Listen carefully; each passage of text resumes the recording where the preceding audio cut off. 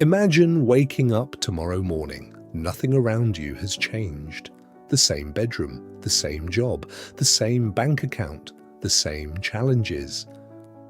And yet, something is completely different. Not because the world has changed, but because you have. What if one shift in the way you see yourself could begin changing the way you experience your life? What if the future you are hoping for is not something you only wait for, but something you begin to live from? This is one of Neville Goddard's most important ideas. He called it living in the end. But what does that really mean? Did he mean pretending problems do not exist? Did he mean ignoring reality? Or was he pointing towards something much deeper? A change in identity, a change in assumption, a change in the inner story we keep practicing every day. In this lesson, we are going to explore what living in the end means, why it is often misunderstood, and how this idea can be practiced in a grounded and practical way. Welcome to Neville Explained, where timeless ideas are clearly explained. One of the reasons living in the end is misunderstood is because people often hear the phrase and think it means pretending. Pretending that everything is fine. Pretending that challenges are not real. Pretending that fear, doubt, disappointment, or uncertainty do not exist. But that is not the deeper idea Neville was pointing toward. Living in the end is not about denying your current circumstances.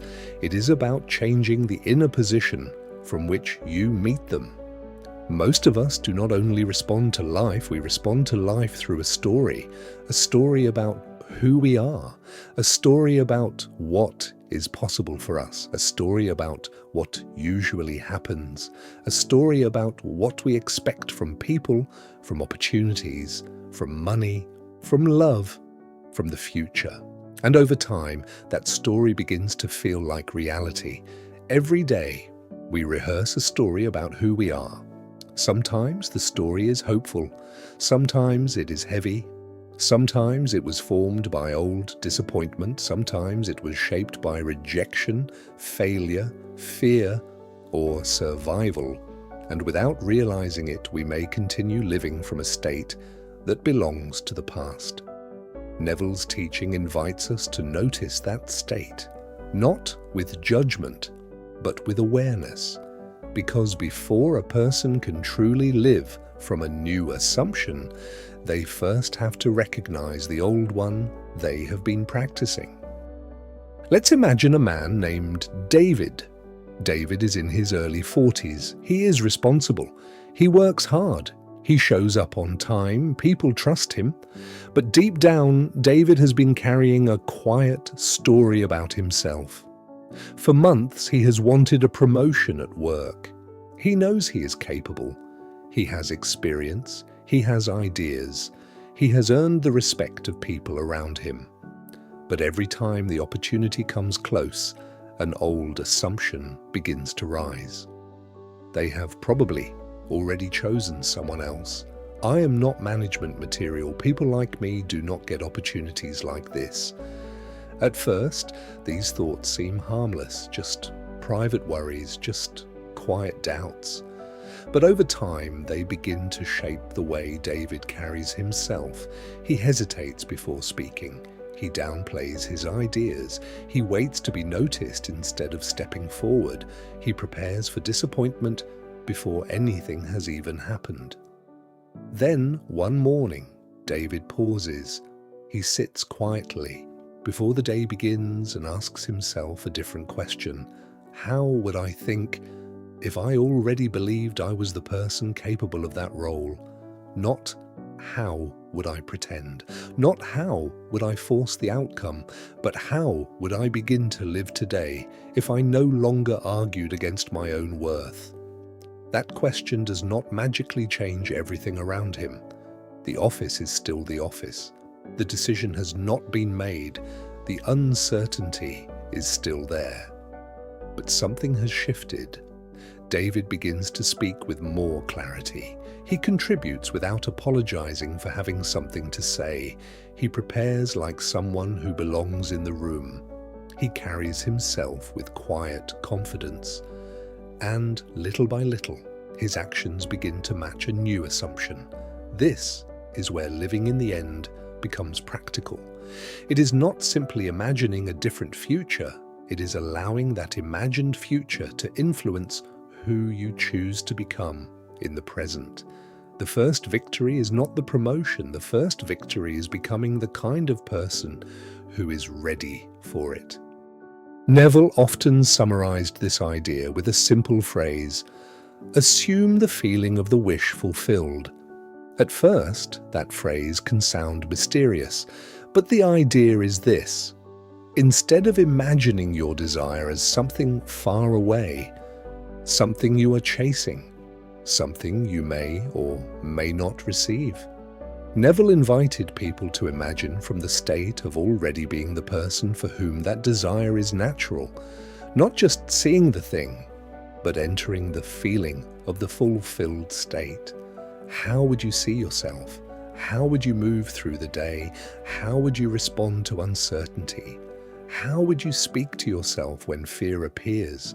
How would you carry yourself if you truly believed your life was moving in the direction of your highest good? This is what makes living in the end more than positive thinking. Positive thinking may say, everything will be fine. But living in the end asks something deeper. Who am I being right now? Am I living from fear or from faith? Am I reacting from the old story or practicing the new one? Neville was not simply asking people to wish harder, he was asking them to change the state from which they lived. The state of being rejected, the state of being overlooked, the state of being powerless, the state of being behind, the state of being unworthy. These states can become so familiar that we mistake them for truth. But Neville taught that a person can enter a new state inwardly before the outer world has fully rearranged itself. Whether someone agrees completely with Neville's philosophy or approaches it as a reflective practice, the practical question is powerful. If my desire were already fulfilled, how would I experience this moment? Would I walk differently? Would I speak differently? Would I make different decisions? Would I treat myself differently? Would I stop rehearsing defeat before life has even answered? Living in the end begins there, not in pretending, not in forcing, not in denying the present, but in choosing inwardly the identity from which you will meet the present. So how can this be practiced in daily life? Not in a forced way, not in a frantic way, and not as a way of escaping responsibility, but as a simple daily return to a new inner position. Before the day begins, pause for a moment, take a breath, let the mind become quiet, and ask yourself, if the life I hope to build were already becoming a reality, who would I be today? Notice the question. It is not only, what would I have? It is, who would I be? Would I be more patient? Would I be more disciplined? Would I speak to myself with more respect? Would I stop shrinking in rooms where I belong? Would I make the phone call? Would I finish the work? Would I take one small step instead of waiting for perfect confidence? This is where living in the end becomes grounded. You are not pretending the present does not exist. You are choosing not to let the present be the only author of your identity. A simple practice is to imagine one short scene that implies your desire has been fulfilled, not a long fantasy, not a movie in your mind, just one simple scene. Maybe you are shaking someone's hand after receiving good news. Maybe you are walking into your home with a feeling of peace. Maybe you are reading a message that confirms what you hoped for. Maybe you are sitting quietly, feeling grateful because the thing you once worried about has worked out Enter that scene gently. Feel the relief, feel the gratitude, feel the naturalness of it, then release it and return to your day. Do the work in front of you, treat people with kindness, handle what needs to be handled, take the practical steps. But let today's choices reflect the person you are growing into, rather than the fears you are trying to leave behind.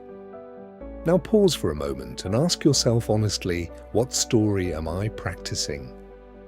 Not just once in a while, not just when life is easy, but every day. What story do I return to when I feel uncertain? What story do I repeat when something does not happen quickly? What story do I live from when no one is watching? Is it a story built on possibility? Or is it shaped mostly by old disappointment? Does it encourage you to move forward, or does it quietly convince you to stand still? For many people, the old story is not loud, it is subtle, it sounds reasonable, it sounds protective. It says, do not expect too much. Do not risk being disappointed. Do not believe too deeply. Do not step forward yet. Wait until you are more ready. Wait until you are more confident. Wait until life gives you proof. But living in the end asks us to consider something different. What if confidence is not only something we wait to feel? What if it is something we practice? What if identity is not only discovered after life changes? What if identity is part of how life begins to change? This does not mean every desire appears instantly. It does not mean life becomes free of difficulty. And it does not mean we never feel fear again. It means we become more conscious of the inner place we are living from. Because every assumption becomes a kind of home. And the question is the home you are living from still the one you want to remain in? Maybe the next sentence of your story starts today. So we return to the question we began with. What if the first change does not happen around you? What if the first change happens within you? Before the job changes, before the relationship changes, before the opportunity appears, before the outer world gives you proof. Something in you can begin to move differently. You can begin to question the old story. You can begin to stop rehearsing defeat. You can begin to practice the feeling of being guided, capable, worthy, and prepared. This is the heart of living in the end, not pretending life is perfect, not ignoring what needs to be handled, but choosing the inner state from which you will handle it. So today, take one small moment, pause, breathe, and ask yourself, who am I becoming through the story I tell myself each day? Then choose one thought, one assumption, one action that belongs to the person you are becoming, because every day is another opportunity to practice the person you are becoming. Thank you for spending this time with me. Until next lesson, stay curious, reflect deeply, and take good care of your mind. In the next lesson, we will explore another powerful Neville Goddard idea: revision. The practice of revisiting the past, not to live there, but to transform the meaning it holds within you.